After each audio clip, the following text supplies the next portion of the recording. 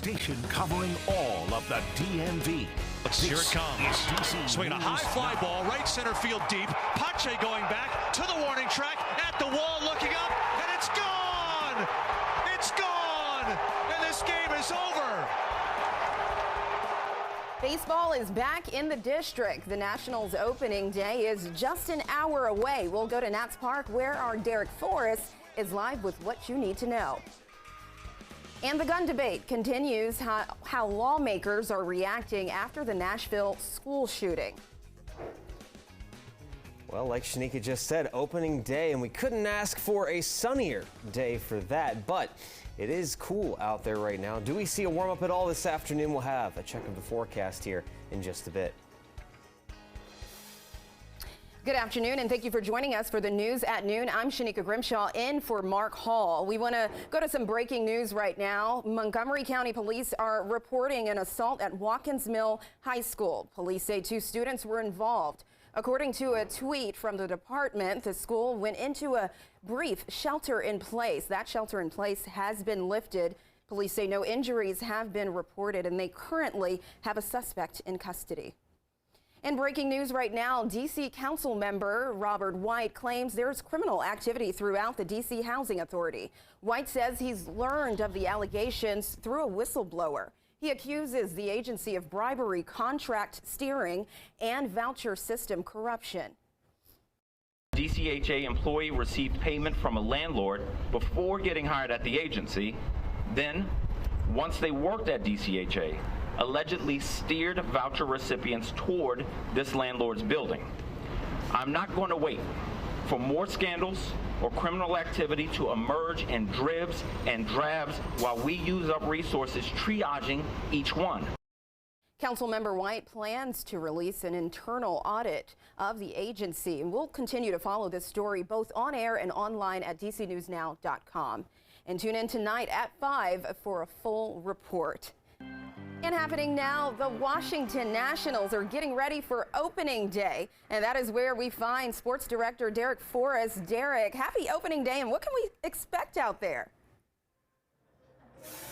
Yeah, happy opening day to you, Shaniqua, as well. I'm a baseball guy, so you know there's nothing better than opening day for me, and certainly for these players as well. But you know what it means? It means it's the start of a new season, right? It's springtime. It's starting to get a little bit warmer, but for the guys on the field, it's also a fresh start for them as well. The Nationals, they're going to be fielding a super young team this season, but an exciting team to watch. They'll have players like C.J. Abrams, Dominic Smith, Joey Meneses, Mackenzie Gore, and others. Now, they may not have a lot of expectations on this team this season, but hopefully they can use that to their advantage. But let's get back to opening day. Always a special place in my heart and for many others. And for a lot of the players, it's the day a lot of them have always been looking for.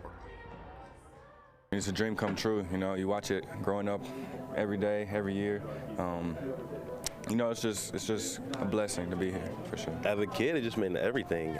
Baseball was my favorite sport growing up, so I love watching some of the great players like Robinson Cano, Barry Bonds, and Mark Teixeira. I mean, just some of the guys that I really admired growing up, and just that springtime of the year, starting a new season, it's just always a great time. So for me as a kid growing up, it meant the world, and now to be here and actually be playing, you know, I can't even put that into words. Yeah, and it's an exciting time here at Nats Park. The fans already filing into the stands, but it's going to be a big one. First pitch set at 1:05 and just a little under an hour to go.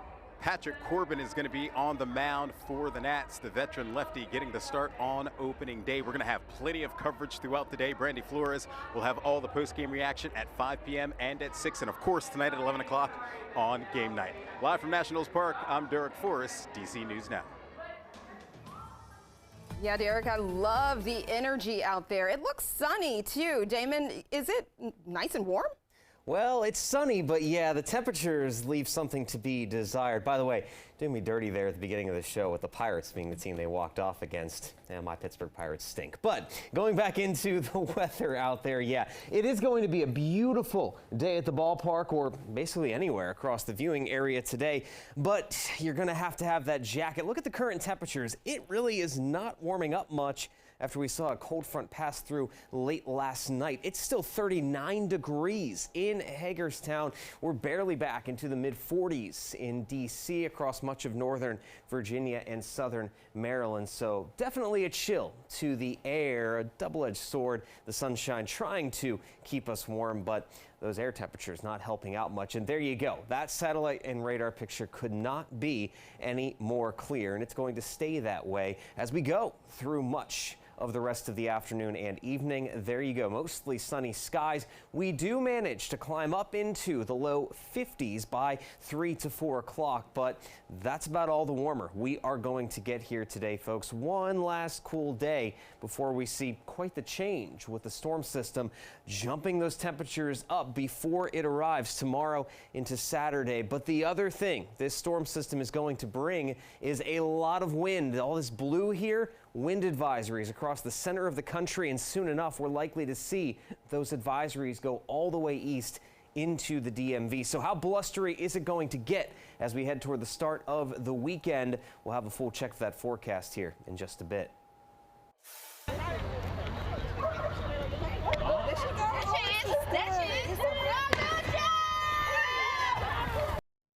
A nearly 36-hour standoff is finally over in Fairfax County. Now, this is new video showing when the woman police were trying to take into custody got out of the car with a handgun. Now, that woman's name is Brittany Copeland. One of our reporters was able to speak with her. Now, Copeland says she did not realize police were chasing her before she barricaded herself in the car. Now, police also accuse Copeland of abducting a woman, but she denies that. And right now, Richmond Highway between Lockheed Boulevard and Boswell Avenue is back open. Now, a press conference on the barricade will happen today at 2:30 p.m. and we'll be sure to bring you the latest information in our later newscast. Now, D.C. police are investigating a triple shooting near Howard University. Police say it happened around 9:15 last night, and that was at the corner of Georgia Avenue and Fairmont Street in Northwest. 3 men were shot, 2 were located at the scene, and authorities say a third man walked into a nearby hospital. Now, no word on any suspects at this time.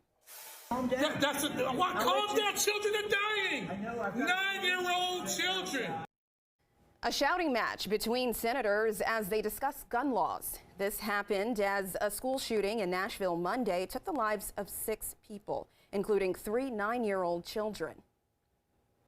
I'm ready for a world where classrooms aren't killing fields. On the steps of the Capitol Wednesday, Democrats called on Republicans to help pass gun legislation to save children, including their own, from harm. I'm ready to fight like a mother to keep you safe. The group is backing the president's plea to ban assault-style weapons. Police say the shooter who killed 6 people at a Nashville elementary school Monday was carrying 2 assault-style rifles. The least the MAGA majority can do is have the courage to show parents where they stand. But Republicans like Alabama Congressman Jerry Carl say it's too soon to take a stance. The biggest thing we can do right now is be still and be quiet. We have to give the families time to mourn. Kansas Republican Senator Roger Marshall says this is a mental health issue. He's backing legislation to instead help schools beef up security. Even to hire an armed guard if they feel that's what's necessary. But students turn school shooting survivors. That afternoon, I huddled in the corner of my English classroom. Are teaming up with Democrats to pressure Congress to go further. It's no longer a matter of if you'll experience the effects of gun violence, it's a matter of when. The group says Congress needs to treat gun violence, which is now the leading cause of death for children in the U.S., as a public health crisis and invest millions to study how to stop it. That was Raquel Martin. Thank you. Developing now, Pope Francis spending several days in the hospital. The 86-year-old Pope was brought in yesterday with a respiratory infection. Now, the hospitalization raised questions about the Pope's physical health. Now, Pope Francis also had part of his lung removed when he was younger. While officials have confirmed the results of the testing, there's no update on the Pope's current state. And meantime, the Vatican has formally rejected the doctrine of discovery. Now, this doctrine legitimized the colonial error seizure of native lands. Now, the doctrine is also the basis for some property laws today. The Vatican says the decree did not reflect the rights of indigenous people. The Catholic Church also said the documents were manipulated for political purposes by colonial powers to justify immoral acts against the native of Africa and Americas. Now, this comes after Pope Francis visited Canada last year to apologize to the country's indigenous population. We're stretching your dollar this afternoon as major retailers offer discounts on spring cleaning products. Consumer reporter Ben Dennis joins us with the products you can cash in on. Well, the dog days of winter are behind us, and soon the dust could be too. Amazon and Target, they're among major stores promising slash prices on products from cleaning sprays to trash bags. 78% of people surveyed by the American Cleaning Institute said they spring clean at least once a year, signaling that deep cleans are happening far more than just during the first few calendar months. Now, Amazon says essentials for kitchens to clean up outside and to maintain appliances are among their departments with discounts.